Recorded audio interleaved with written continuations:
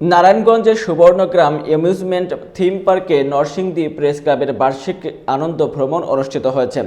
আনন্দ ভ্রমণে নরসিংদীর প্রেস ক্লাবের সদস্যবৃন্দ ও পরিবারবর্গের সদস্যরা অংশগ্রহণ করেছেন।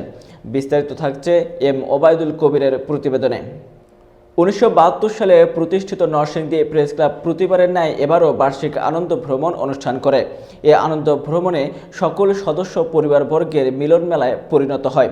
এতে অংশগ্রহণ করেন নরসিংদী জেলার স্থানীয় সরকার উপপরিচালক মৌসুমী সরকার রাখি, অতিরিক্ত জেলা প্রশাসক অঞ্জন দাস, অতিরিক্ত police super Mohammad Kalimullah, Narsingdi press ক্লাবের সভাপতি নুরুল ইসলাম, সাধারণ সম্পাদক মোবারক হোসেন, সাবেক সভাপতি হাবিবুর রহমান হাবিব, সাবেক সভাপতি বাবু মাখন দাস, নরসিংদী জেলা রিপোর্টার্স ক্লাবের সভাপতি শফিকুল ইসলাম রিপন, সাধারণ সম্পাদক মনিরুজ্জামান মনির সহ মনোহরদী, শিবপুর, রায়পুরা ও বেলাবো প্রেস ক্লাবের সভাপতি ও সাধারণ সম্পাদক বৃন্দ।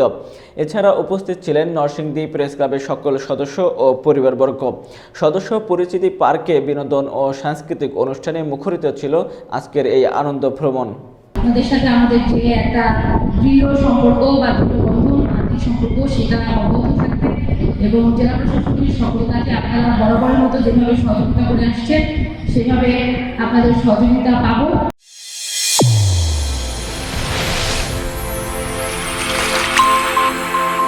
চ্যানেল A1 হৃদয়ের স্পন্দন।